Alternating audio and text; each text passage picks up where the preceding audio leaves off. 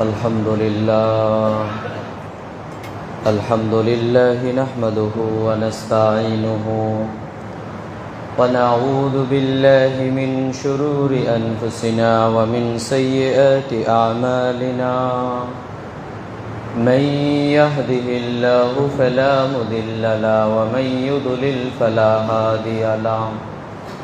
وأشهد أن لا إله إلا الله وحده لا شريك له وأشهد أن محمدا عبده ورسوله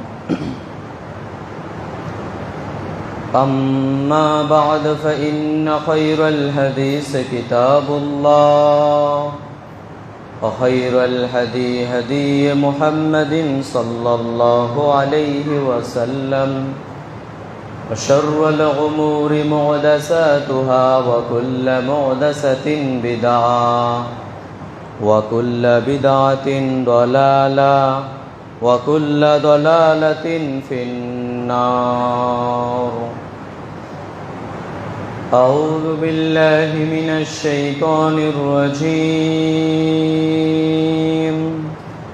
وكذا ربك ألا تعبدوا إلا إياه وبالوالدين إحسانا.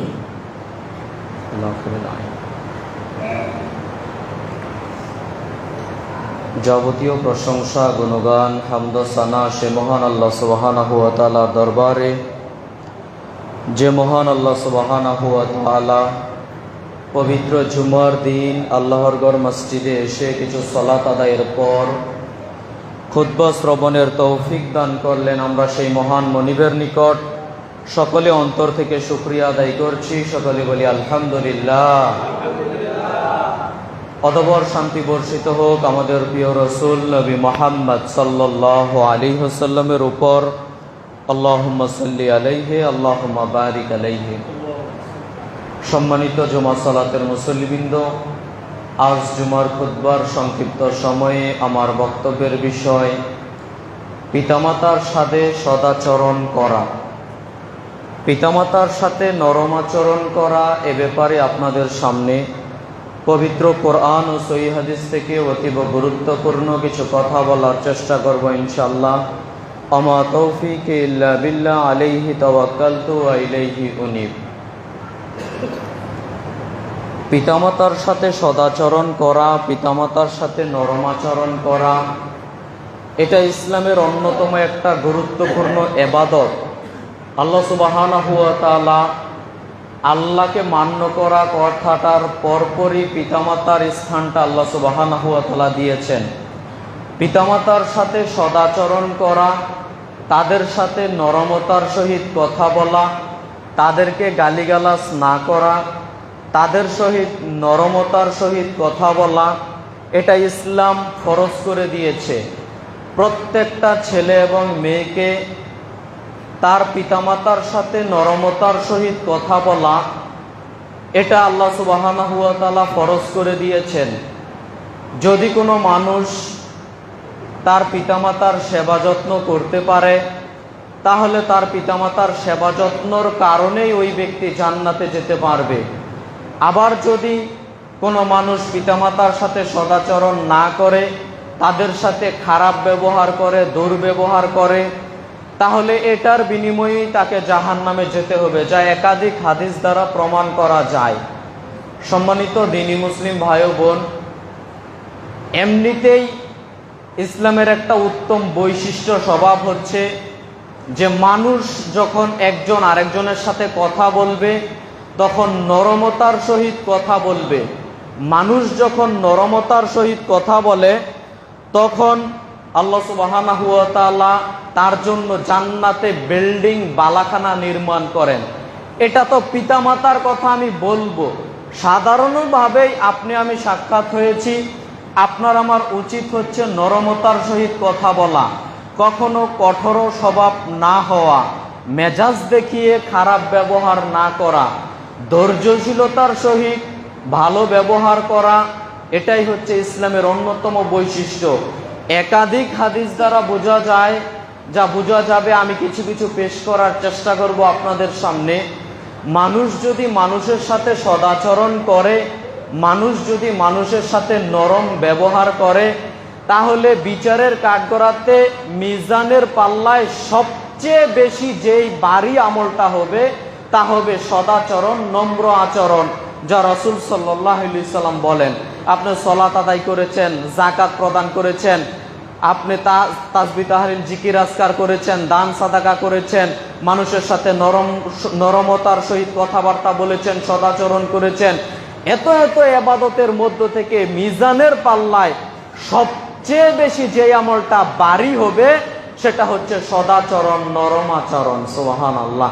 দেখেন আপনি আমি কি সদাচরণ, নরম আচরণ মানুষ মানুষের সাথে আমরা করতে পারি না?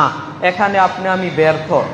আপনি আমি যদি মানুষের সাথে সদাচরণের সহিত কথা বলতে পারি, নরম ব্যবহার কথা বলতে পারি, তাহলে আল্লাহ সুবহানাহু ওয়া তাআলা আপনার আমার জন্য জান্নাতে বিল্ডিং নির্মাণ করেন।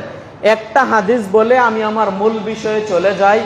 হাদিসটি পেয়ে যাবেন, ইমাম তিরমিজি রাহিমাহুল্লাহ হাদিসটিকে কোট করেছেন। হাদিস নাম্বার হচ্ছে 2527। বর্ণনাকারী সাহাবীর নাম হচ্ছে আলী রাদিয়াল্লাহু তাআলা আনহু। আলী রাদিয়াল্লাহু তাআলা আনহু বলেন, রাসূল সাল্লাল্লাহু আলাইহি ওয়াসাল্লাম বলেছেন, ইন্না ফিল জান্নাতি লা গুরাফান ইউরা যুহুরুহা মিন বুতুনিহা ওয়া বুতুনুহা মিন যুহুরিহা।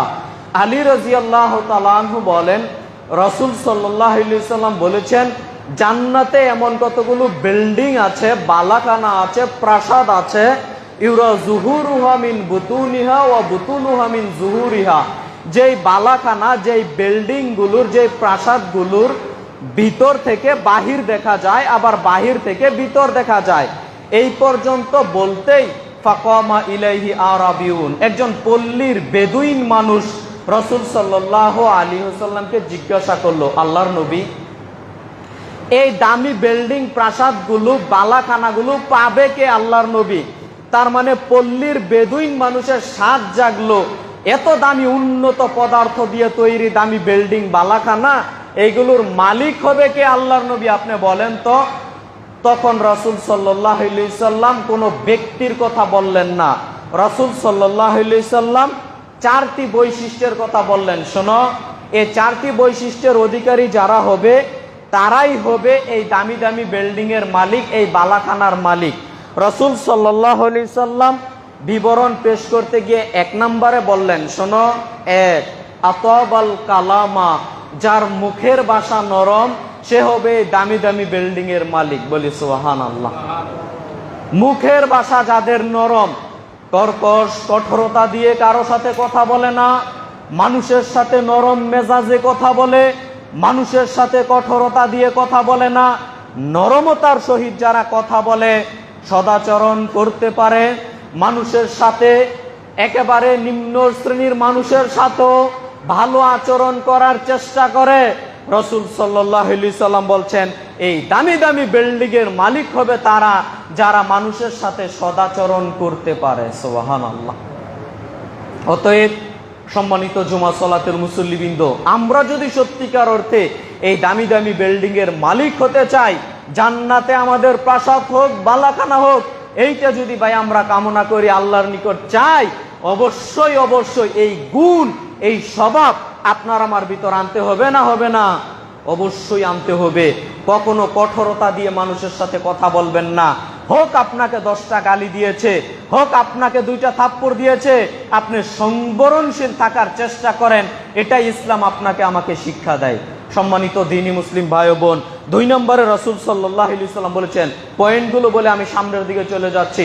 2 নম্বরে রাসূল সাল্লাল্লাহু আলাইহি সাল্লাম বললেন, ওয়াত আমা তোয়ামা, যারা অভাবী মানুষকে খাদ্য খাওয়ায় তারা এই দামি দামি বিল্ডিং এর মালিক হবে। সম্মানিত দ্বীনি মুসলিম ভাই ও বোন, মানুষকে খাদ্য খাওয়াতে শিখতে হবে। অভাবী মানুষকে বিশেষ করে খাদ্য খাওয়ানোর জন্য উদারত আহ্বান জানাচ্ছি। অভাবী মানুষ, মিসকিন মানুষ, ফকির মানুষের খোঁজ খবর নেওয়ার চেষ্টা করবেন। আপনি সপ্তাহে সপ্তাহে গরুর মাংস দিয়ে ভাত খাবেন, আর আপনার বাড়ির পাশে যে গরিব অভাবী মানুষটা আছে ওই ব্যক্তি বছরে একবার দুইবারও গরুর মাংস খেতে পারবে না, ওইটা যেন না হয়। আপনি প্রতিদিন এক বেলা, দুই বেলা, তিন বেলা, চার পাঁচ বেলা খাবার খাবেন, আর আপনার বাড়ির পাশে অভাবী মানুষটা দুই বেলা ঠিক মতো খাবার খেতে পারে না, আপনার কিন্তু তার খোঁজ খবর নিতে হবে। ইসলাম আপনাকে এই শিক্ষা দেয়। আপনি যদি ওই অভাবী মানুষের খাওয়ার খোঁজ খবর নেন, তাদেরকে খাদ্য খাওয়াতে পারেন, তাহলে আপনি দামি দামি জান্নাতের বিল্ডিং এর মালিক হতে পারবেন, যা অত্র হাদিস দ্বারা বোঝা যাচ্ছে। 3 নম্বর বাক্যে রাসূল সাল্লাল্লাহু আলাইহি সাল্লাম বলছেন, ওয়া আদামা সিয়ামা, যারা বেশি বেশি নফল সিয়াম পালন করে, যারা বেশি বেশি নফল সিয়াম পালন করে, তারা এই দামি দামি বিল্ডিং এর মালিক হবে। সম্মানিত দ্বীনি মুসলিম ভাই বোন, রমজানের সিয়াম পালন করেছেন, এরপরে অনেক নফল সিয়াম আছে। বিশেষভাবে এখন একটা সিয়াম চলছে, এখন চলছে শাওয়াল মাস। এই শাওয়াল মাসে 6টা সিয়াম আছে। হয়তো অনেক দিনী ভাইয়েরা আলহামদুলিল্লাহ করে ফেলেছেন, আর যারা করেননি তাদের এখনো সুযোগ আছে, এখনো আপনি 6টা সিয়াম থাকতে পারেন, আর 10-12 দিন সময় হয়তো আছে। আপনি 10-12 দিনের ভিতর আপনি 6টা সিয়াম থাকতে পারেন। থাকলে ফজিলতটা কি পাবেন? আবু আইয়ুব আনসারী রাদিয়াল্লাহু তাআলা আনহু বলেন, রাসূল সাল্লাল্লাহু আলাইহি সাল্লাম বলেছেন, মান সামা রমাজান, যে ব্যক্তি রমজানের সিয়ামগুলো পালন করলো, সুম্মা আতবাহু সিত্তাম মিন শাওয়াল, এরপরে শাওয়াল মাসে 6টা সিয়াম পালন করলো, রাসূল সাল্লাল্লাহু আলাইহি সাল্লাম বলছেন, কানা কা সিয়ামিদ দাহার, ও যেন পূর্ণ 1 বছরের সিয়াম পালন করলো। সুবহানাল্লাহ। দেখেন, মুসলিম গ্রন্থের অত্র সহিহ হাদিস দ্বারা বোঝা যাচ্ছে, রাসূল সাল্লাল্লাহু আলাইহি সাল্লাম বলছেন, যে ব্যক্তি রমজানের সিয়ামগুলো পালন করলো, এরপরে শাওয়াল মাসে 6টা সিয়াম পালন করলো, 1 মাসের মধ্যে 6টা, আপনি একটানাও করতে পারেন, ভেঙে ভেঙেও করতে পারেন, কোনো সমস্যা নেই, কোনো সমস্যা নেই। রমজানে যদি আপনার কাজা সিয়াম 2, 3, 4, 5টা হয়ে থাকে, তাহলে আপনি কাজা সিয়াম পরেও আদায় করতে পারবেন। কিন্তু শাওয়াল মাসে 6টা সিয়াম থাকেন, পরে আপনি কাজা সিয়াম থাকতে পারেন, ইসলাম কোনো নিষেধ করবে না আপনাকে, আপনি করতে পারেন। বরং আম্মাজান আয়েশা রাদিয়াল্লাহু তাআলা আনহার বিবরণ দ্বারা এটাই বোঝা যায়, আম্মাজান আয়েশা রাদিয়াল্লাহু তাআলা আনহার কাজা সিয়াম তিনি শাওয়াল মাসে থাকতেন না, তিনি পরে তিনি থাকতেন। সম্মানিত দ্বীনি মুসলিম ভাই বোন, আপনি কাজা সিয়াম পরেও থাকতে পারেন। আর আপনি যদি মনে করেন না আমি এই মাসেই কাজা সিয়ামও থাকবো, শাওয়ালের সিয়ামও থাকবো, আপনি থাকতে পারেন, কোনো সমস্যা নেই। তবে আপনি চেষ্টা করেন এই শাওয়াল মাসে 6টা সিয়াম পালনের জন্য। দেখেন, মাত্র 6টা সিয়াম, এটা অফার আপনার আমার জন্য, এটা অফার আপনার আমার জন্য। মাত্র 6টা সিয়াম থাকবো, 1 বছর সিয়ামের আল্লাহ সুবহানাহু ওয়া তাআলা আপনাকে আমাকে নেকি দিয়ে দিবেন। অতএব আমরা অনুরোধ জানাবো, যারা এখনো থাকেননি, এখনো অনেক দিন সময় আছে, আপনি চেষ্টা করেন, আপনি কালকে থেকে থাকতে পারেন, 6টা সিয়াম থাকবেন, 1 বছরের নেকি পেয়ে যাবেন। 4টিখানি কথা আপনি মনে করিয়েন না। সম্মানিত দ্বীনি মুসলিম ভাই ও বোন, আমরা আপনাদের অনুরোধ করব, আপনি 6টা সিয়াম পালন করলে এই বেনিফিট ফজিলত পাবেন। আর অত্র যে হাদিসটা পেশ করছি, রাসূল সাল্লাল্লাহু আলাইহি সাল্লাম যেই বিবরণটা পেশ করছেন, যে জান্নাতের বিল্ডিং এর মালিক হবে তারা যারা বেশি বেশি নফল সিয়াম পালন করে। আপনি যদি শাওয়ালের এই সিয়ামগুলো পালন করেন, তাহলে ওই দিক দিয়ে আপনি জান্নাতের বিল্ডিং এরও মালিক হতে পারবেন ইনশাআল্লাহ। অতএব আমরা যেন এই নফল সিয়ামগুলো পালন করি। রাসূল সাল্লাল্লাহু আলাইহি সাল্লাম 4 নম্বর বাক্যে বললেন, ওয়াসাল্লা লিল্লাহি বিল্লাইলি ওয়ান নাসু নিয়াম, রাতে মানুষ যখন ঘুমিয়ে থাকে, তখন যারা রাতের সালাত আদায় করে তাদের জন্য এই দামি দামি বিল্ডিং, বালাখানা আল্লাহ সুবহানাহু ওয়া তাআলা প্রস্তুত করে রেখেছেন। রাতে মানুষ যখন ঘুমিয়ে থাকে, শেষ রাত্রিতে উঠেছেন, কিছু ফজরের আজানের 1 ঘন্টা আগে উঠেছেন, আধা ঘন্টা সময় আগে উঠেছেন, 2-4 রাকাত সালাত আদায় করবেন। ওই সময়ে রাতে মানুষ ঘুমিয়ে থাকে, আপনি তাহাজ্জুদের সালাত আদায় করবেন। রাসূল সাল্লাল্লাহু আলাইহি সাল্লাম বলছেন, আপনি যদি রাতের সালাত আদায় করতে পারেন, তাহলে আল্লাহ সুবহানাহু ওয়া তাআলা জান্নাতের যে বিল্ডিং গুলো প্রস্তুত করে রেখেছেন, আল্লাহ সুবহানাহু ওয়া তাআলা ওইগুলোর মালিক আপনাকে আমাকে বানিয়ে দিবেন। সুবহানাল্লাহ। অতএব সম্মানিত দ্বীনি মুসলিম ভাই বোন, আমরা যেন প্রত্যেকটা মানুষ যেই বিবরণগুলো পেশ করলাম, প্রত্যেকটা বিষয় যেন আমরা সবাই আমি সহ আমল করতে পারি। আল্লাহ তুমি আমাদের সবাইকে সেই তৌফিক দান করো। সবাই বলি আল্লাহুম্মা আমিন। সম্মানিত দ্বীনী মুসলিম ভাই বোন, যে হাদিসটা আপনার সামনে পেশ করলাম, এই হাদিসের প্রথম অংশে যেটা আমার আলোচনার সাথে সম্পৃক্ত, রাসূল সাল্লাল্লাহু আলাইহি সাল্লাম বলছেন জান্নাতের বালাখানা বিল্ডিং পাবে তারা যারা মানুষের সাথে নরমতার সহিত কথা বলে, মানুষের সাথে সদাচরণের সহিত কথা বলে, তারা জান্নাতের বিল্ডিং এর মালিক হবে। আমরা আল্লাহকে বলি, আল্লাহ আমরা প্রত্যেকটা মানুষ যেন মানুষের সাথে নরমতার সহিত কথা বলতে পারি। আল্লাহ তুমি আমাদের সেই তৌফিক দান করো, আল্লাহুম্মা আমিন। অপরদিকে আপনার সামনে আমি যেই বিবরণটা একটু পেশ করতে চাই সেটা হচ্ছে পিতামাতার সাথে সদাচরণ করা। পিতামাতার সাথে সদাচরণ কিভাবে করবেন? এমনিতেই বললাম, সবার সাথে সদাচরণ করতে হবে, নরম আচরণ করতে হবে। রাসূল সাল্লাল্লাহু আলাইহি সাল্লামের হাদিস থেকে আপনাকে আমি প্রমাণ করি পিতামাতার সাথে সদাচরণের ব্যাপারটা কেমন। বুখারী মুসলিমের হাদিসে এসেছে, আবু হুরায়রা রাদিয়াল্লাহু তাআলা আনহু বলেন, যা রাজুলুন ইলা রাসূলুল্লাহি সাল্লাল্লাহু আলাইহি ওয়াসাল্লাম, রাসূল সাল্লাল্লাহু আলাইহি সাল্লামের নিকট একজন ব্যক্তি এসে জিজ্ঞাসা করলো, মান আহাকুন নাস বিহুসনি সাহাবাতি, আল্লাহর নবী এই গোটা মানুষের মধ্যে সবচেয়ে বেশি সদাচরণ নরম আচরণ কার সাথে করব আল্লাহর নবী?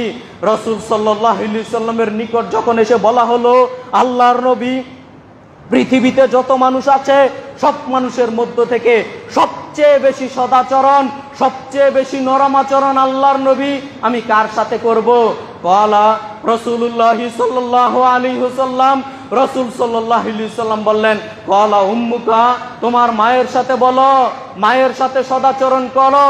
তখন সাহাবী বলল, ক্বালা সুম্মা মান, আল্লাহর নবী এরপরে কার সাথে সদাচরণ, এরপরে কার সাথে নরম আচরণ করব? ক্বালা উম্মুকা, তোমার মায়ের সাথে করো। ক্বালা সুম্মা মান, আল্লাহর নবী এরপরে কার সাথে করব? ক্বালা উম্মুকা, তোমার মায়ের সাথে করো। ক্বালা সুম্মা মান, আল্লাহর নবী এরপরে কার সাথে করব? ক্বালা আবুকা, তোমার পিতার সাথে সদাচরণ করো। বুখারী মুসলিমের হাদিস।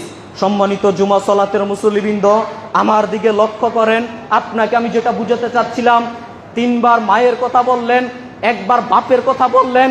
এই বিবরণ আপনাকে আমি শোনাতে আসিনি, তবে এই হাদিসের প্রথম অংশেই এই হাদিসের গুরুত্বটা রয়েছে।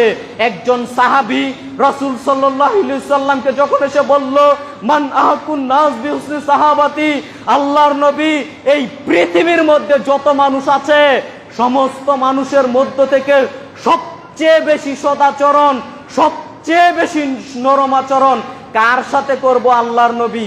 দেখেন, আপনার আমাকে প্রশ্ন যদি করা হয়, ভাই আপনাকে যদি আমি প্রশ্ন করি, ভাই আপনি বলেন তো কার সাথে আপনি সবচেয়ে বেশি নরম আচরণ সদাচরণ করেন, তখন আপনি যদি কোনো মালিকের অধীনে চাকরি করে থাকেন, আপনার জবাব আসবে জানেন কি? হুজুর আমি আমার মালিক মহাজনের সাথে সবচেয়ে বেশি সদাচরণ নরম আচরণ করি। কেন?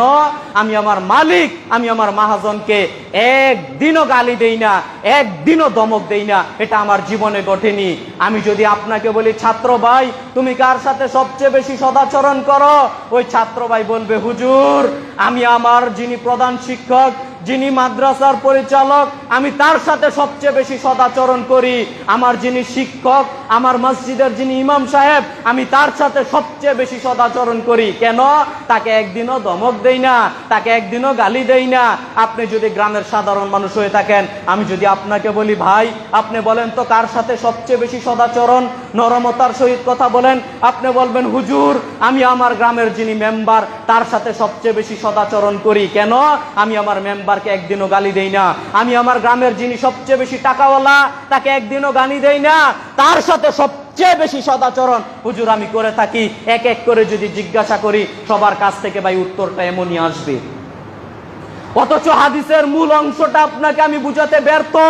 রাসূলের একজন সাহাবী রাসূলকে যখন জিজ্ঞাসা করলো, আল্লাহর নবী সবচেয়ে বেশি সদাচরণ, মালিক একদিকে থাক, শিক্ষক একদিকে থাক, গ্রামের সর্দার নেতা একদিকে থাক, আমার যিনি শিক্ষক একদিকে থাক, সব কিছু একদিকে রেখে দেন, পৃথিবীর মধ্যে যত মানুষ আছে, মান আহাকুন নাস বিহুসনি সাহাবাতি, পৃথিবীর মধ্যে যত মানুষ আছে তার সবচেয়ে বেশি সদাচরণ কার সাথে করব, এটা হলো জিজ্ঞাসা। আপনাকে আমি মনে হয় বুঝাতে পারলাম না।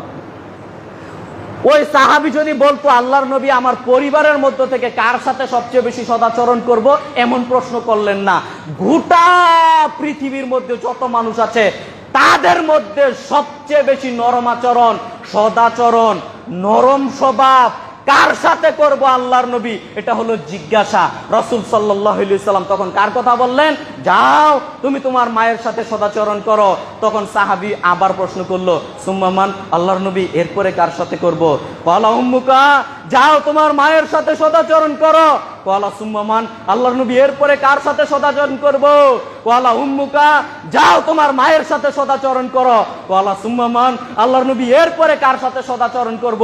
ক্বালা আবুকা, তোমার পিতার সাথে সদাচরণ করো। তার মানে বাপ মায়ের বিষয়টাই ভাই ভিন্ন, বাপ মায়ের বিষয়টাই ভাই ভিন্ন, বাপ মায়ের বিষয়টাই ভিন্ন। আপনাকে আমি আমার ক্ষুদ্র জ্ঞানে কি বাক্য বলে বুঝাতে পারি, তবে আল্লাহর কথাটা আপনি স্মরণে রাখবেন। আল্লাহ এমনিতেই বলছেন না, ওয়াকাযা রাব্বুকা আল্লা তা'বুদু ইল্লা ইয়াহু ওয়া বিল ওয়ালিদাইনি ইহসান। আল্লাহ এমনিতেই বাক্যটা বললেন না। শুনো পৃথিবীর মানুষ, এক আল্লাহর ইবাদত করো, তার সাথে শরীক করো না বিন্দু মাত্র। এই কথা বলতে বলতে আল্লাহ তাআলা বলছেন, শোনো পিতামাতার সাথে সদাচরণ করো, পিতামাতার সাথে নরম আচরণ করো।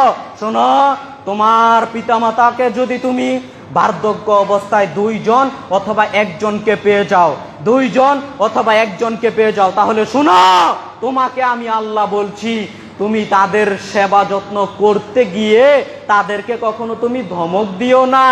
শোনো, তাদের সেবা যত্ন করতে গিয়ে তাদের সাথে কঠোর ব্যবহার করিও না। শোনো, তাদের সেবা যত্ন করতে গিয়ে তাদের সামনে কখনো শব্দটাও করিও না। আপনাকে আমি কি বাক্য বলে বুঝাতে পারি বলেন আপনি? আল্লাহ এমনিতেই আপনাকে আমাকে এই কথাগুলো বলছেন না, আল্লাহ এমনিতেই এই বাক্যগুলো আপনাকে আমাকে বলছেন না। তার মানে একজন বৃদ্ধ বাবা, ওই ব্যক্তি বাড়িতে আছে 10 বছর, 20 বছর, 30 বছর যাবত বিছানায় পড়ে আছে।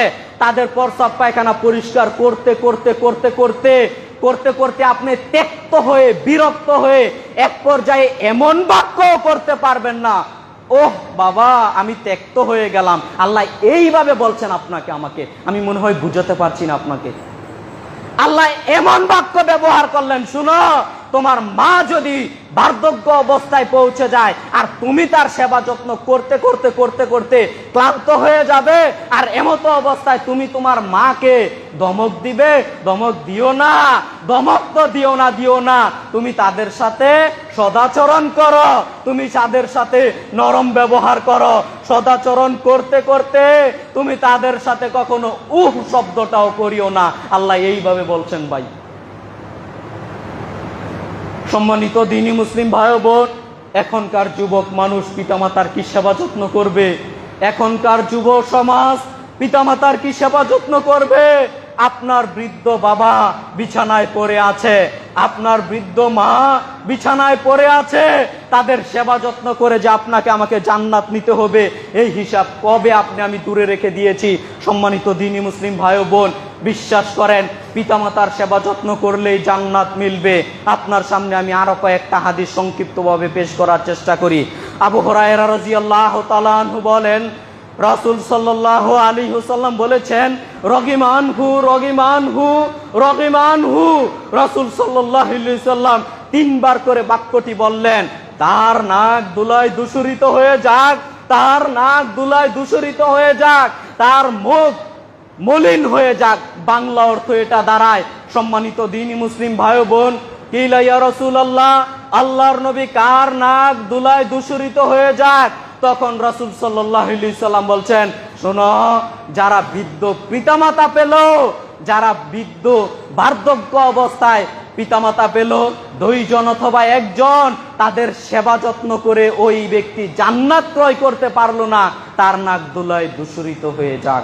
সম্মানিত দ্বীনি মুসলিম ভাই বোন, তার মানে মুসলিম গ্রন্থের হাদিস দ্বারা বোঝা যাচ্ছে, রাসূল সাল্লাল্লাহু আলাইহি সাল্লাম বলছেন, যদি কোনো মানুষ তার বার্ধক্য অবস্থায় পিতা অথবা মাতা 2 জনের কাউকে পেয়ে যায়, বার্ধক্য অবস্থায় বিছানায় শুয়ে আছে, কাতরাচ্ছে, ওই বার্ধক্য অবস্থায় 2 জন অথবা 1 জন কাউকে যখন পেয়ে যায়, রাসূল সাল্লাল্লাহু আলাইহি সাল্লাম বলছেন, যেই ব্যক্তি তাদের সেবা যত্ন করতে করতে করতে করতে আল্লাহর নিকট জান্নাত কিনতে পারলো না, কেন? বিবরণটা এরকম, তাদের সেবা যত্ন করলেই জান্নাত, কিন্তু যারা সেবা যত্ন করতে পারলো না আর জান্নাত কামাই করতে পারলো না, তার নাক ধুলায় দূষিত হয়ে যাক, এই বিবরণ রাসূল সাল্লাল্লাহু আলাইহি সাল্লাম আপনার আমার সামনে বাই দিচ্ছেন।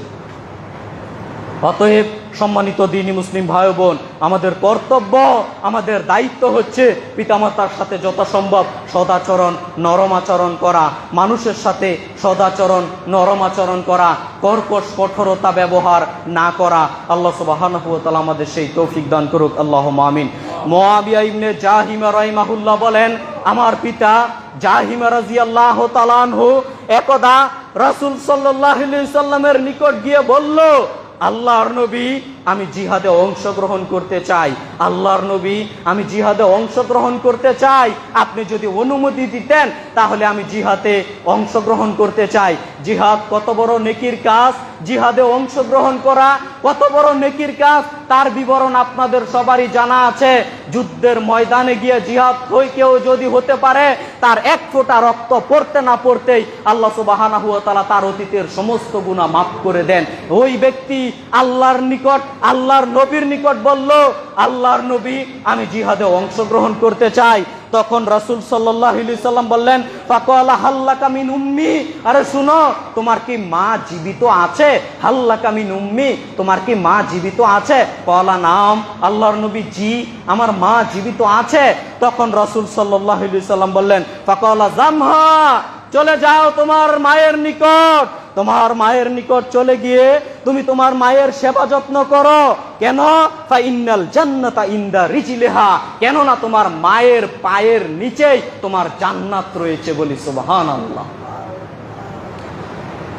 একজন সাহাবী, আপনাকে আমি বিবরণ কি বাক্য বলে বুঝাতে পারি আপনি বুঝেন। একজন সাহাবী রাসূল সাল্লাল্লাহু আলাইহি সাল্লামের নিকট গিয়ে বলল, আল্লাহর নবী, আমি জিহাদে অংশগ্রহণ করতে চাই, আপনি কি আমাকে অনুমতি দিবেন জিহাদে অংশগ্রহণ করার জন্য? তখন রাসূল সাল্লাল্লাহু আলাইহি সাল্লাম বলছেন, হাল্লাকা মিন উম্মি, আরে তোমার কি মা জীবিত আছে? ক্বালা নাম, আল্লাহর নবী, জি হ্যাঁ, আমার মা জীবিত আছে। তখন রাসূল সাল্লাল্লাহু আলাইহি সাল্লাম বলছেন, ফাকালা জামহা, চলে যাও তোমার মায়ের নিকট, তোমার মায়ের নিকট গিয়ে তোমার মায়ের সেবা যত্ন করো।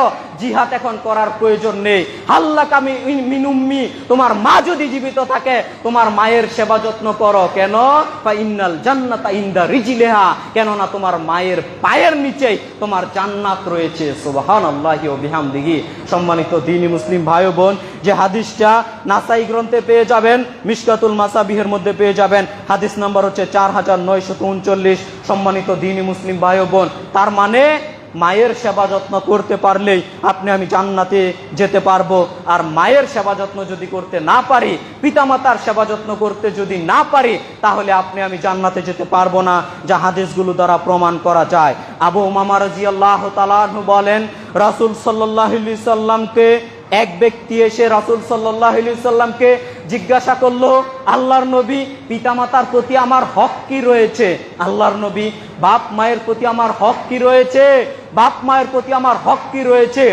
যখন এক ব্যক্তি রাসূল সাল্লাল্লাহু আলাইহি সাল্লামকে এসে বলল, আল্লাহর নবী, বাপ মায়ের প্রতি আমার হক কি রয়েছে? তখন রাসূল সাল্লাল্লাহু আলাইহি সাল্লাম বলছেন, আরে তুমি তোমার বাপ মায়ের হকের কথা জিজ্ঞাসা করছো? শোনো, হুমা জান্নাতুকা হুমা নারুকা, পিতামাতাই হচ্ছে তোমার জান্নাত, পিতামাতাই হচ্ছে তোমার জাহান্নাম। সুবহানাল্লাহি ওয়া বিহামদিহি। সম্মানিত দ্বীনি মুসলিম ভাই ও বোন, এক ব্যক্তি রাসূলকে যখন জিজ্ঞাসা করলো, আল্লাহর নবী, বাপ মায়ের প্রতি আমার হক কি রয়েছে, ওই হকগুলো তাহলে আমরা আদায় করব। জিজ্ঞাসা করলো, আল্লাহর নবী, হক কি রয়েছে আপনি বলেন। পিতামাতার হকগুলো আমরা আদায় করব। তখন রাসূল সাল্লাল্লাহু আলাইহি সাল্লাম হকের কথা না বলে তিনি এক বাক্যে উত্তর দিয়ে দিচ্ছেন, হুমা জান্নাতুকা হুমা নারুকা। শোনো, বাপ মাই হচ্ছে তোমার জান্নাত, বাপ মাই হচ্ছে তোমার জাহান্নাম। বাপ মার সাথে যদি তুমি সদাচরণ করতে পারো, বাপ মার সাথে যদি তুমি নরম আচরণ করতে পারো, তাহলে বাপ মাই তোমাকে জান্নাতে নিয়ে যাবে। এই সেবা যত্নের মাধ্যমে তুমি জান্নাত অর্জন করতে পারবে। আর যদি বাপ মার সেবা যত্ন করতে না পারো, বাপ মার সেবা যত্ন করতে না পারো, তাহলে এই না করার কারণেই তোমাকে জাহান্নামে নিয়ে যাবে। সম্মানিত দ্বীনি মুসলিম ভাই ও বোন, যে হাদিসটা বললাম, অত্র হাদিসটি ইবনে মাজাতে পেয়ে যাবেন, মিশকাতুল মাসাবিহের মধ্যে পেয়ে যাবেন, হাদিস নাম্বার হচ্ছে 4724। সম্মানিত দ্বীনি মুসলিম ভাই ও বোন, আমরা আল্লাহকে বলি, আল্লাহ, এই বিবরণগুলো যেন আমরা প্রত্যেকটা মানুষ যথাযথভাবে বুঝে আমল করতে পারি। আল্লাহ তুমি আমাদের সেই তৌফিক দান করো, আল্লাহুম্মা আমিন। আমি আর একটা হাদিস বলে আলোচনা গুটিয়ে আনার চেষ্টা করছি। সম্মানিত দ্বীনি মুসলিম ভাই বোন, বাপ মার সেবা যত্নর বিষয়টা একেবারেই ভিন্ন। আমরা মানুষ, আমাদের উপর ফরজ, আমাদের উপর দায়িত্ব, আমাদের উপর কর্তব্য। আমরা যদি জান্নাত অর্জন করতে চাই তাহলে বাপ মার সেবা যত্ন আপনাকে আমাকে অবশ্যই করতে হবে। ইবনে ওমর রাদিয়াল্লাহু তাআলা আনহু বলেন, রাসূল সাল্লাল্লাহু আলাইহি ওয়াসাল্লাম বলেছেন, সালাসাতুন কাদ হারামাল্লাহু আলাইহিমুল জান্নাহ, তিন ধরনের লোকের জন্য আল্লাহ জান্নাত হারাম করে দিয়েছেন। তিন ধরনের লোকের জন্য আল্লাহ জান্নাত হারাম করে দিয়েছেন। এক, মুদমিনুল খামার, যারা নিয়মিত নেশাদার দ্রব্য পান করে। যারা নিয়মিত নেশাদার দ্রব্য পান করে তাদের জন্য আল্লাহ জান্নাত হারাম করে দিয়েছে। সম্মানিত দ্বীনি মুসলিম ভাই বোন, এখনকার মানুষ, বিশেষভাবে এখনকার যুব সমাজ নেশার সাথে অতপরিতভাবে জড়িত হয়ে যাচ্ছে। ওই মানুষ তো জানে না নেশার সাথে জড়িত হলে এটার বিনিময়ে আমাকে জাহান্নামে যাওয়া লাগবে। যুবক মানুষ মনে করেছে আমার হাতে শক্তি আছে। আর এই বয়সে যদি নেশাদার দ্রব্য পান না করি, বক্ষণ না করি, তো কোন বয়সে নেশাদার দ্রব্য পান করব? দেখবো কি কে কি বলে। যুবক ভাই, তুমি তো জানো না নেশার সাথে যারা জড়িয়ে যাচ্ছে তাদের জন্য আল্লাহ জান্নাত হারাম করে দিয়েছে। আচ্ছা ভাই, বলতে পারেন আল্লাহ যদি কারো প্রতি জান্নাত হারাম করে দেয়, কেউ জান্নাতে যেতে পারবে? আল্লাহ যদি কারো প্রতি জান্নাত হারাম করে দেয়, কেউ জান্নাতে যেতে পারবে? অসম্ভব। তাই রাসূল সাল্লাল্লাহু আলাইহি সাল্লাম অত্র হাদিসের মধ্যে বলছেন, তিন শ্রেণীর মানুষের জন্য আল্লাহ তাআলা জান্নাত হারাম করে দিয়েছেন। এক নম্বরে বললেন মুদমিনুল খামার, যারা নিয়মিত নেশাদার দ্রব্য পান করে। যারা নিয়মিত নেশাদার দ্রব্য পান করে তাদের জন্য আল্লাহ জান্নাত হারাম করে দিয়েছেন। তুমি কি করে জান্নাতে যাবা ভেবে নাও। আল্লাহ নেশাদার দ্রব্যের বিষয়টা একেবারে ভিন্নভাবে বলবেন। যদি শুনে অবাক হই, এতটা অঞ্চলে নাকি যুব সমাজ নেশার সাথে জড়িত হয়ে যাচ্ছে। মনে কষ্ট লাগে ভাই, নেশার সাথে জড়িত হয়ে যাচ্ছ মানে দুনিয়াও শেষ, পরকালও শেষ। দুনিয়াও শেষ, পরকালও শেষ। দুনিয়া শেষ কিভাবে? দুনিয়া শেষ, মান সম্মানের ঘাটতি আছে। দুনিয়া শেষ, জীবন অর্ধেক কমে যাচ্ছে। জীবনের আপনার যেই শক্তিগুলো রয়েছে, জীবনের যেই আপনার পুষ্টিগুলো রয়েছে, সব ধ্বংস হয়ে যাচ্ছে, হায়াত কমে যাচ্ছে। সম্মানিত দ্বীনি মুসলিম ভাই বোন, আপনাকে আমি যেটা বুঝাতে যাচ্ছি, বড় বড় রোগ হচ্ছে, দুনিয়াও শেষ, পরকালও শেষ। নেশার সাথে যারা জড়িত হয়ে যাচ্ছে, আল্লাহর বিবরণ শোনেন আপনি।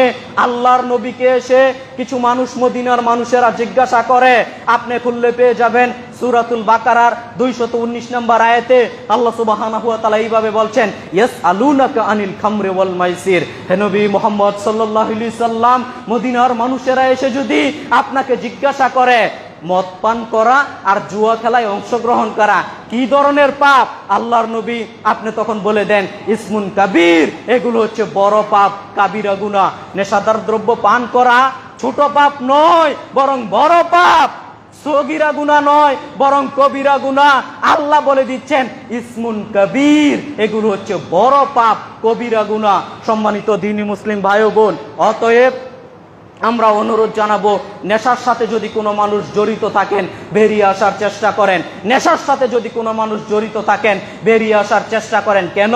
রাসূল সাল্লাল্লাহু আলাইহি ওয়াসাল্লামের হাদিসটা আপনাকে বলি। রাসূল সাল্লাল্লাহু আলাইহি ওয়াসাল্লামের যে হাদিসটা পেশ করতে চাচ্ছি, আল্লাহর নবী বলেছেন, সালাসাতুন কাদ হারামাল্লাহু আলাইহিমুল জান্নাহ, তিন প্রকারের লোকের জন্য আল্লাহ জান্নাত হারাম করে দিয়েছেন। এক, মুদমিনুল খামার, যারা নিয়মিত নেশাদার দ্রব্য পান করে। দুই, ওয়াল আকুন, যারা পিতামাতার সাথে অন্যায় ব্যবহার করে, পিতামাতাকে খেতে দেয় না, পিতামাতাকে গার ধাক্কা দিয়ে বাড়ি থেকে বের করে দেয়, যারা পিতামাতাকে গালিগালাজ করে, যারা পিতামাতার সাথে সদাচরণ করে না, যেটা আমার আলোচনার সাথে সম্পৃক্ত। সম্মানিত দ্বীনি মুসলিম ভাই বোন, দ্বিতীয় নম্বর বাক্যে রাসূল সাল্লাল্লাহু আলাইহি সাল্লাম বলছেন, তাদের জন্য আল্লাহ জান্নাত হারাম করে দিয়েছে যারা পিতামাতার সাথে দুর্ব্যবহার করে, খারাপ ব্যবহার করে। অতএব ভাই, পিতামাতার সাথে সদাচরণ আপনাকে আমাকে করতে হবে। যদি পিতামাতার সাথে সদাচরণ না করি তাহলে জান্নাত হারাম। তিন দায়ুস, দায়ুস ব্যক্তির জন্য জান্নাত হারাম। অত্র হাদিসটি পেয়ে যাবেন নাসাই মিশকাতের মিশকাতুল মাসাবিহের মধ্যে পেয়ে যাবেন। হাদিস নাম্বার হচ্ছে 3655। সম্মানিত দ্বীনি মুসলিম ভাই ও বোন, দায়ুস কাকে বলা হয়? রাসূল সাল্লাল্লাহু আলাইহি সাল্লাম যেইভাবে দায়ুসের পরিচয়টা দিয়েছেন এক বাক্যে বুঝিয়ে দেই। তার মানে আপনি হচ্ছেন পিতা, আপনার মেয়ে যদি বেপরদাভাবে চলে তাহলে আপনি পিতা হিসেবে আপনি দায়ুস। আপনি যতই তাহাজ্জুদের সালাত আদায় করেন আপনি জান্নাতে যেতে পারবেন না। আপনি স্বামী, আপনার স্ত্রী যদি বেপরদাভাবে চলে তাহলে আপনি স্বামী হিসেবে আপনি দায়ুস, আপনি কখনো জান্নাতে যেতে পারবেন না। সম্মানিত দ্বীনি মুসলিম ভাই বোন, এটাই হলো রাসূল সাল্লাল্লাহু আলাইহি সাল্লামের অত্র হাদিসের 3 নম্বর পয়েন্টের শেষ বাক্য। দায়ুস ব্যক্তির জন্য আল্লাহ সুবহানাহু ওয়া তাআলা জান্নাত হারাম করে দিয়েছেন। অতএব সম্মানিত দ্বীনি মুসলিম ভাই বোন, আমরা আল্লাহকে বলি, আল্লাহ তুমি বড় দয়াবান, তুমি বড় রহমান। আমরা বিশেষভাবে পিতামাতার সাথে সদাচরণ করতে হবে, যে পয়েন্টটা আপনাদের সামনে তুলে ধরার চেষ্টা করেছি। আল্লাহকে বলি, আল্লাহ আমরা যেন প্রত্যেকটা মানুষ তা মেনে চলতে পারি। আল্লাহ তুমি আমাদের সেই তৌফিক দান করো। আল্লাহুম্মা আমিন। আল্লাহুম্মা সাল্লি আলাইহি, আল্লাহুম্মা বারিক আলাইহি।